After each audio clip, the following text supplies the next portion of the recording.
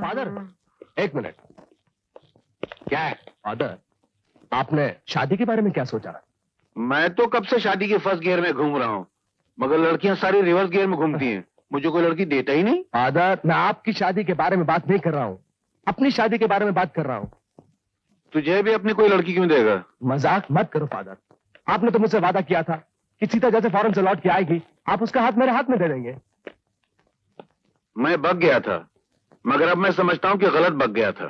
Father, आपको अपने बेटे की बिल्कुल परवाह नहीं। आप नहीं चाहते कि आपके बेटे का घर बसे, एक इज्जतदार लड़की आपकी बहू बने? हाँ फादर। सच बोल रहा है या? गुगली नहीं मार रहा हूं। आप एक बात छेड़ के तो देखिए। अब वो आ रही है सामने।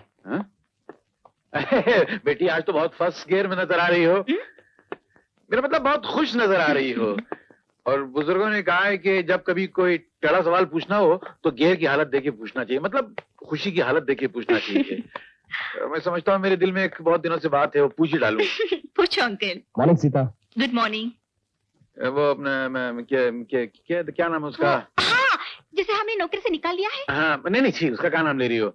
ये मेरा बेटा है ना, क्या नाम है तेरा? वो हाँ, तो इसकी है ना शादी की उम्र हो गई है। वो तो पहले ही हो गई थी।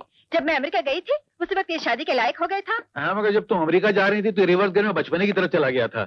अब तुम अमेरिका से लौट आई हो तो ये फर्स्ट गियर में जवानी की तरफ लौट आया है।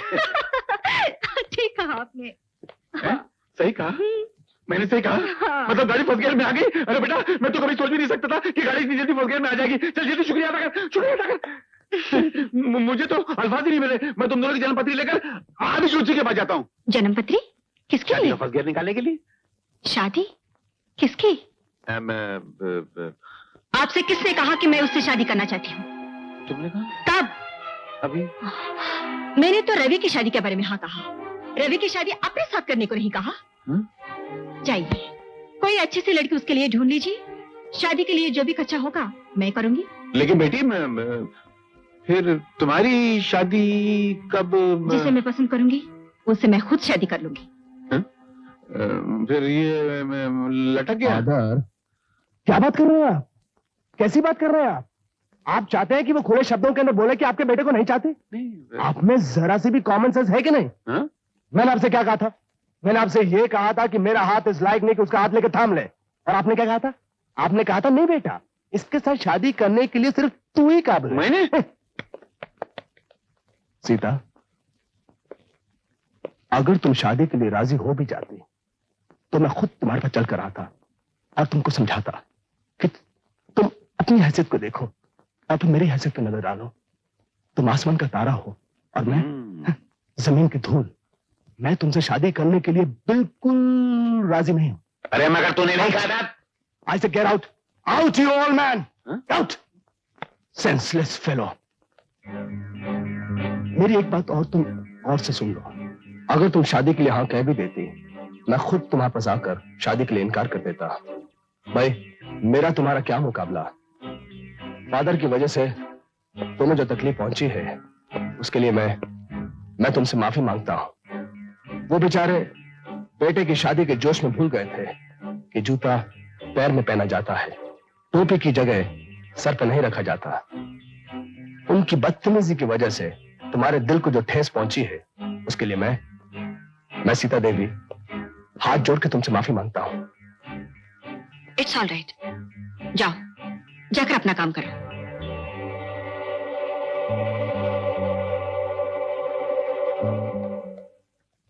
उल्लू का पट्टा, 420 बेईमान, बिना पिंडे का लोटा, जिधर का पल्ला भारी देखता उधर लुढ़क जाता है। उसकी नजरों में मुझे बेवकूफ बना दिया। हाँ, ऊपर से हाँ भी बोलता है। वो इसलिए कि मैं उसकी नजरों में बेवकूफ नहीं बनना चाहता था। और मुझे बेवकूफ बना दिया। अरे बेईमान 420, खड़े खड़े बाप को रिवर्स गियर में डाल दिया। तब पता चला कि जब तू पैदा हुआ तो तेरी माँ दुनिया से क्यों चली गई। अरे जाओ ना, अपना जाके काम करो। तुम नहीं जाते ना? ठीक है, मैं चले जाता हूँ। बल्कि गीत अच्छा हो तो बेसुरी आवाज भी अच्छी लगती है। याद नहीं हुआ, बल्कि दिल में छप कर रह गया है। मैं लाख बुलाने की कोशिश करूं मगर बुला नहीं पाती।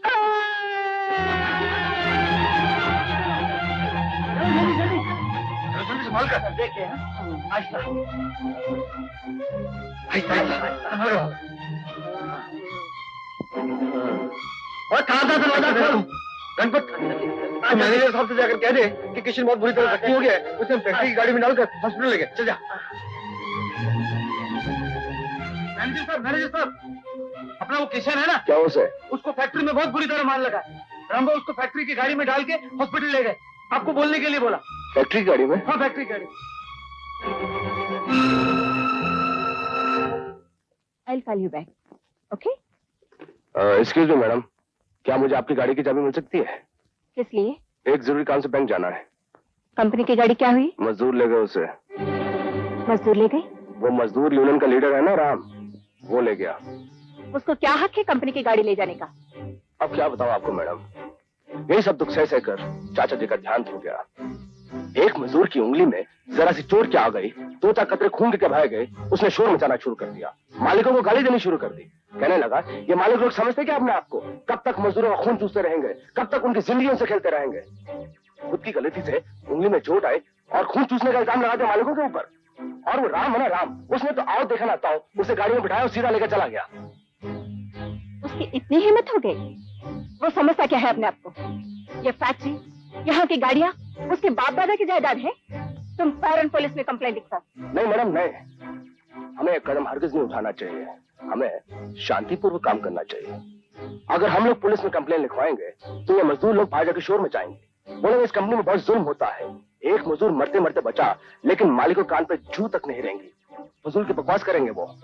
तो फिर ऐसी हालत में क्या करना चाहिए? कुछ नहीं, एक्शन टू रिएक्शन, बस। राम भैया, मैनेजर साहब ने तुमको बुलाया है।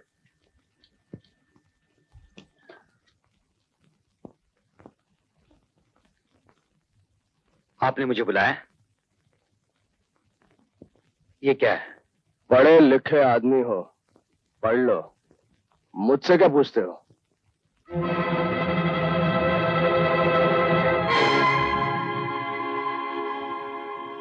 मैनेजर साहब, मैं कोई जाति काम के लिए गाड़ी नहीं ले गया था। एक मजदूर जख्मी हो गया था, बुरी तरह खून बह रहा था, इसलिए जल्दी में बगैर इजाजत के मैं गाड़ी ले गया। फिर भी गणपत के हाथों मैंने आपको कहलवा भेजा था। लेकिन मिस्टर राम, ये कौन सी यूनियन का कानून है कि गाड़ी पहले ले जाओ और इजाजत बाद में लो? दुनिया का उसूल है कि इजाजत पहले लो और किसी चीज को हाथ बाद में लगाओ। लेकिन किशन की हालत उस वक्त बहुत बुरी थी, आपके पास आकर इजाजत लेने का वक्त ही नहीं था। ये सब सफाइयां मुझे नहीं, मालकिन के सामने पेश करो। ठीक है, मैं उन्हीं से बात करता हूं। एक मिनट, उनसे बात करने से पहले इजाजत लेना बहुत जरूरी है। ठीक है। मैं तुम्हारा बयान उनके सामने पेश करता हूं, वो तुम्हारे बयान पे क्या फैसला करती हैं अभी सुनाई देता हूं। हेलो हेलो मैडम, हमारे मजदूरों के यूनियन के लीडर आपसे ये पूछना चाहते हैं कि उन्हें सस्पेंड क्यों किया गया, और वो आपसे मिलना भी चाहते हैं। उन्हें आपके पास भेज दूं? उन्होंने नो कहा है। लो, मैं उनसे बात करता हूं। ये पब्लिक टेलीफोन नहीं, इंटरकॉम है। ये सिर्फ मेरे उनसे बात करने के लिए है या उनके मुझसे बात करने के लिए है, यानी कि सिर्फ हम दोनों के बात करने के लिए है, तुम्हारे बात करने के लिए नहीं है। लेकिन मैं उनसे बात करना चाहता हूं। जब कोई तुमसे बात नहीं करना चाहता तो तुम्हारा उससे बात करने का इसरार करना तहजीब और शराफत के दायरे से बाहर है।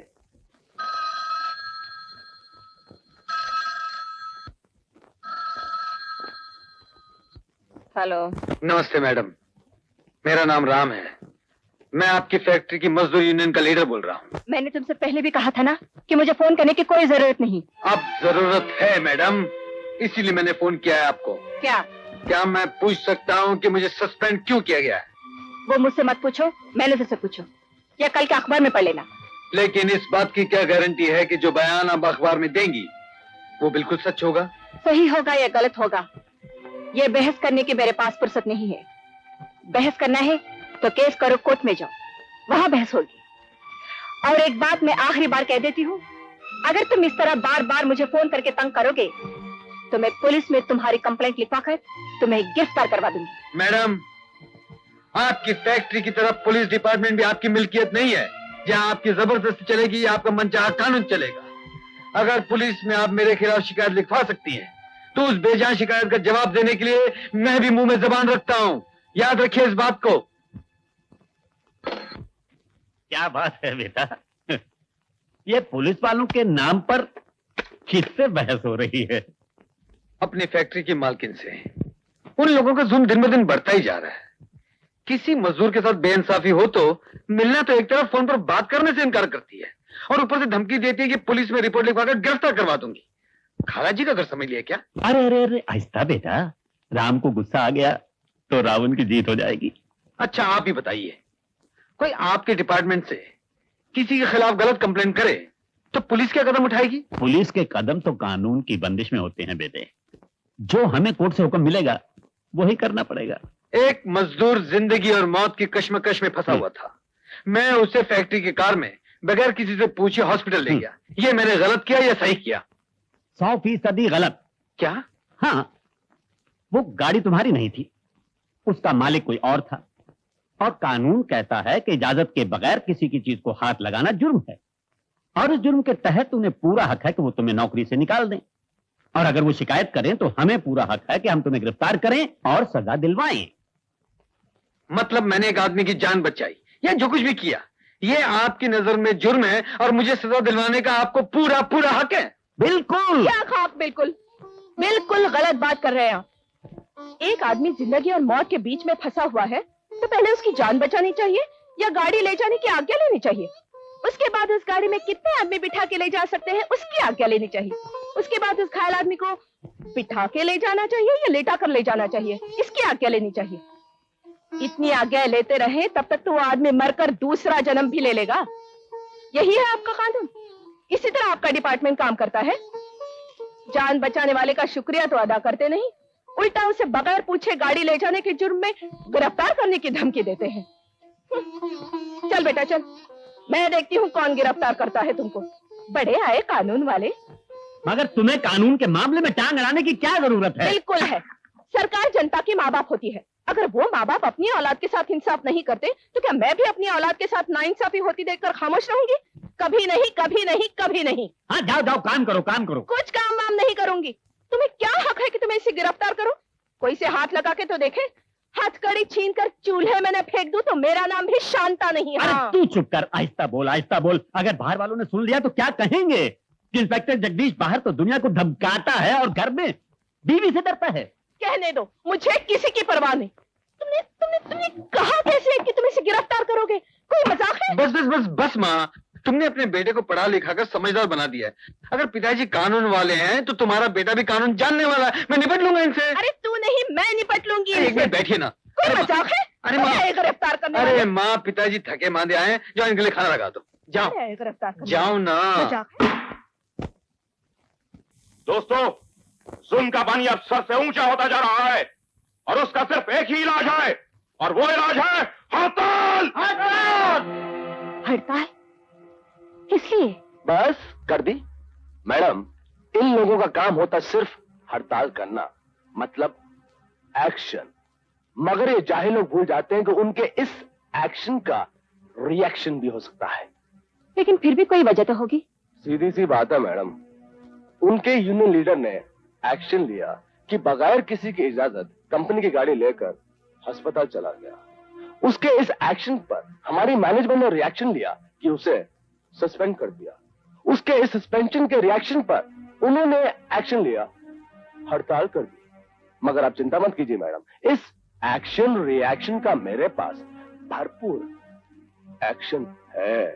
कैसा एक्शन? मैडम, मैंने डॉक्टर से एक बनावटी सर्टिफिकेट बनवा लिया है कि वो मजदूर शराब के नशे में था जब उसका हाथ मशीन में आके कट गया, और नशे में काम पर आना फैक्ट्री एक्ट के खिलाफ है।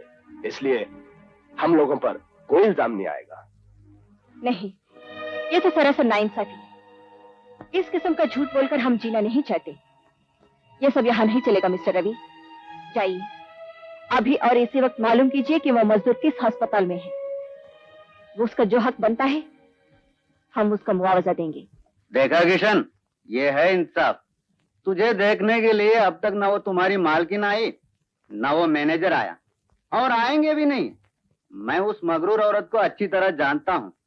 बगैर किसी कसूर के उसने मुझे नौकरी से निकाल दिया, और तुम्हारे बारे में भी खुद को बचाने के लिए वो जरूर कोई ना कोई झूठा केस बना देगी। ये लो, तुम्हारा लीडर भी आ गया। किशन, कैसे हो भाई? कैसे हो सकते हैं? भगवान को मेरा सुहाग बचाना था, इनकी जान नहीं ली, वरना मेरे बच्चे अनाथ हो जाते हैं। राम भाई, ये किस किस्म के पत्थर दिल लोग हैं? इनकी नजर में इंसान की कोई कीमत ही नहीं है। मैं तो कहता हूं भाई, अदालत का दरवाजा खटखटाओ, तब जाके इनके होश ठिकाने आएंगे। हाँ, यही ठीक है। नहीं नहीं, खामखा क्यों कोर्ट कचहरी के चक्कर में पड़ना चाहती हो? इसमें कितना वक्त बर्बाद होगा, कितने धक्के खाने पड़ेंगे। तो इसके अलावा और भी तरीका है? एक तरीका है, हम खुद उनके पास जाएंगे और उनसे किशन का हक मांगेंगे। लो, वो आ गई तुम्हारी मालकिन।